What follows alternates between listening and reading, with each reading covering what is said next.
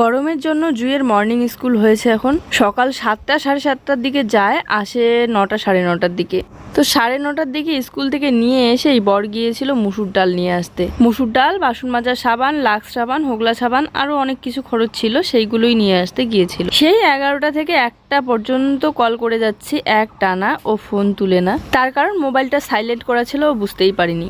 এদিকে একটা মানুষকে এক টানা এতবার ফোন করলে যদি সে ফোনটা না ধরে তাহলে কতটা রাগ উঠে ভাবো তো। এই জন্য হয়েছিলাম আজকে প্রচন্ড পরিমাণে রাগ। তাই আজকে দুপুরবেলার খাওয়া দাওয়া বন্ধ।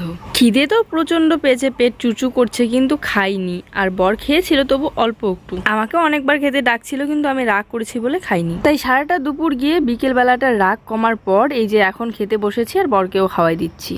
Good morning. তারপর দিন সকালবেলা ঘুম থেকে উঠেই ব্রাশ করে মুখ দিয়ে আম কাটতে বসে পড়েছি। কালকে যে আমগুলো দেখালাম সেইগুলো। উফ, অনেকদিন পর আজ একটু শান্তি। বাপরে বাপ, কি অবস্থা! গরমে সব মানুষগুলো একদম নাজেহাল হয়ে পড়েছে। কিন্তু বৃষ্টির আর দেখা নেই। কতদিন পর আজ এই যে বৃষ্টির দেখা পাওয়া গেল বলো।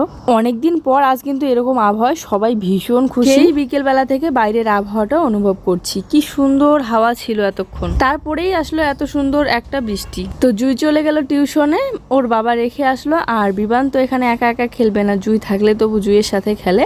তাই ওকেও আমি বাড়িতে রেখে আসছি। ও যেতে চাচ্ছিল, ছাতা দিয়ে রেখে আসতেছি। বৃষ্টিতে ছাতা নিয়ে এভাবে বাইরে হাঁটাচলা করতে কত সুন্দর লাগছে।